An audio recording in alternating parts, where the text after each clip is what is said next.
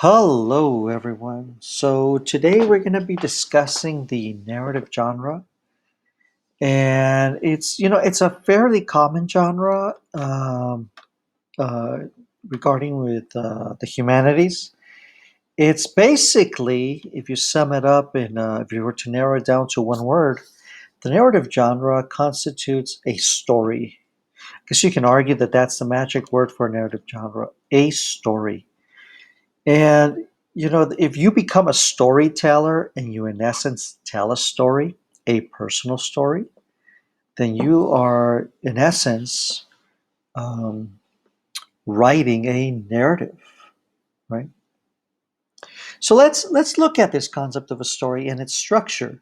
Now, there's different ways. I mean, there's one way in which I see writing is that there generally really isn't a wrong way, right, to write a story. Now I say that tentatively because uh, writers, anytime somebody says you can't do this, some creative writer will always take a very unique approach to composing the narrative or composing a novella or a novel or a short story. We have different approaches over history.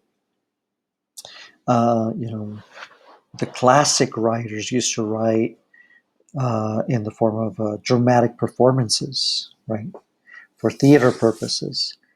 Um, Further down the line, in the Middle Ages, Shakespeare demonstrated that as well, right, for the purposes of writing uh, a drama, right, or a comedy, depending on how you want to view it. Um, Homer, right? Homer wrote this kind of like a this poetic prose like story of sorts. So today, we have postmodern writers who will, in essence, not define a story the way maybe modern writers used to write it. Modern writers are kind of more, this is starting point A and you're getting to starting point B, kind of like a more linear approach. Postmodern writers are more, I'm going to start with Z. I'm going to start with the end of a story. And this Z complexion then shifts over to maybe middle of the road, I don't know, M, and then switches back to Y, switches back to A, right? I'm kind of using the alphabet as like the linear approach of how to sway back and forth between a story. But so the following presentation is going to give you a very, very general approach to it. And then as you view some of the writers we can talk about, then you can further your essence about the narrative genre. Okay, so let's take a look at it. Let's look at the structure, and the structure begins in essence with uh, you know readers want to know who is the protagonist and what is the protagonist facing. What are the circumstances a protagonist finds himself in or finds herself in, right?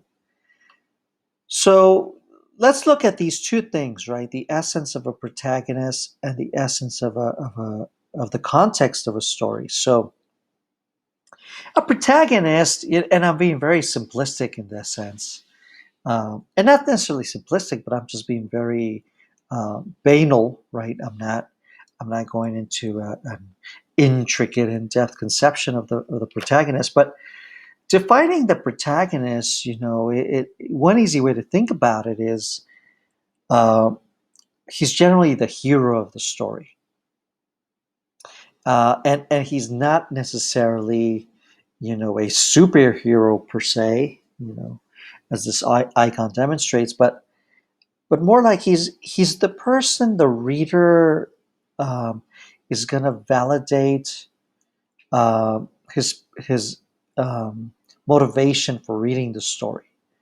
And sometimes heroes aren't necessarily these halo on top of the head sort of figures. Sometimes we have kind of, some of the more interesting heroes are what you call tragic heroes.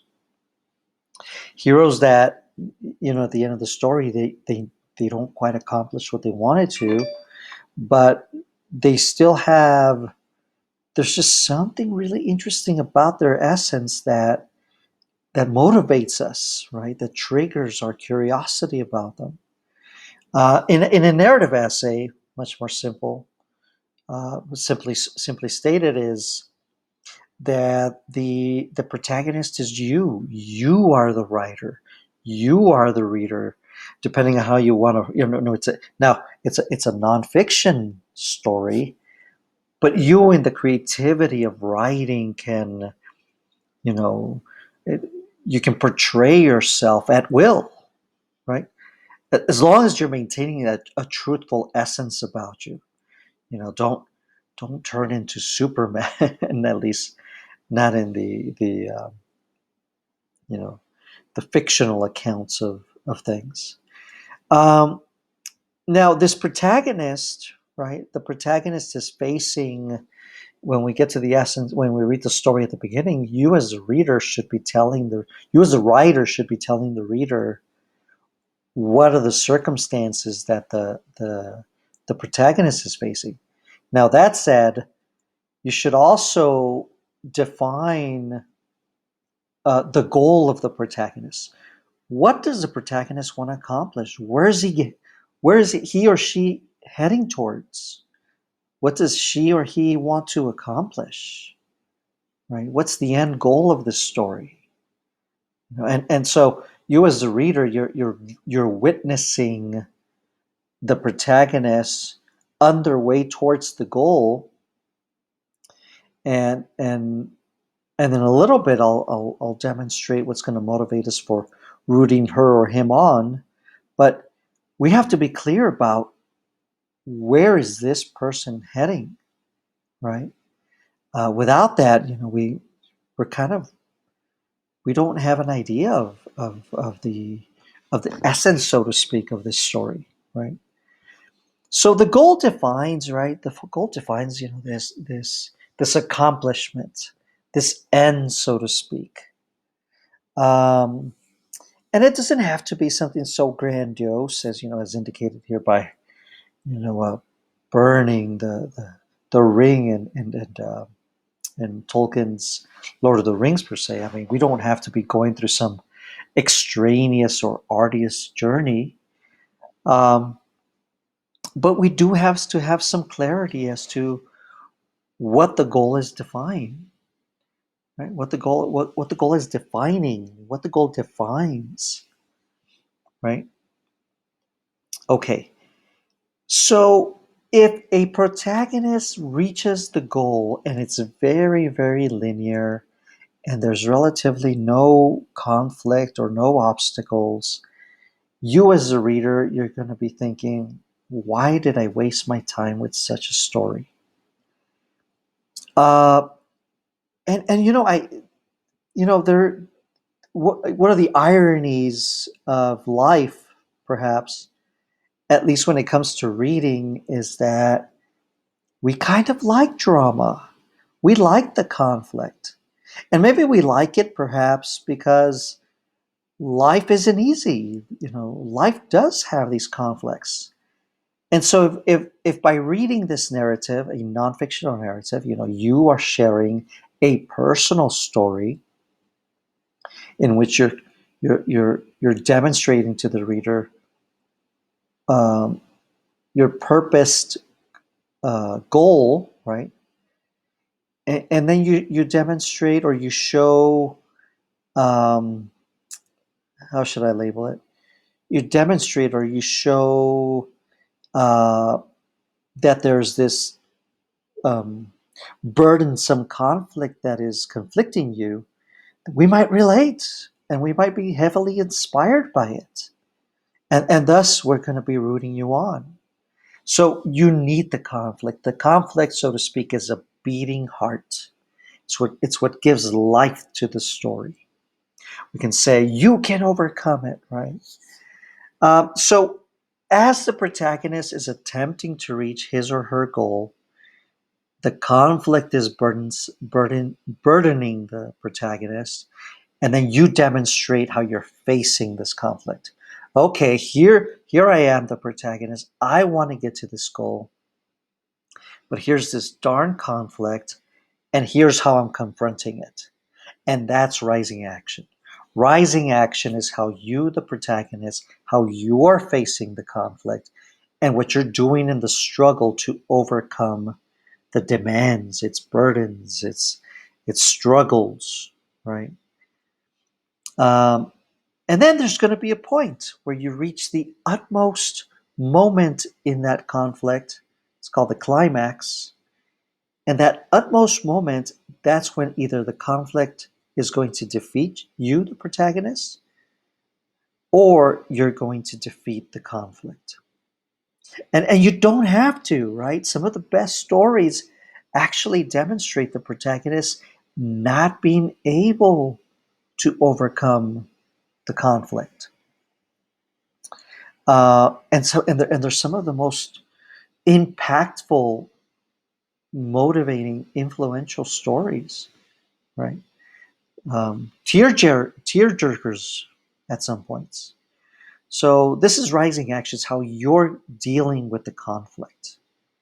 So once you face the conflict and you either overcome it or don't overcome it, then you have what's called falling action. It's the aftermath of the conflict. If you as a protagonist don't overcome the conflict, then the falling action is not going to be very joyful. It's going to be a fairly bluesy, kind of sad, right, or perhaps even depressing aftermath, so to speak. And that's okay. Life isn't full of nothing but happy stories, right? We've got a lot of not so happy stories quite often. So that's falling action. It's kind of where you're telling the reader the aftermath, so to speak, of this, and maybe what the lesson learned is from having overcome the conflict or not overcome the conflict. Okay, so here's a quick diagram.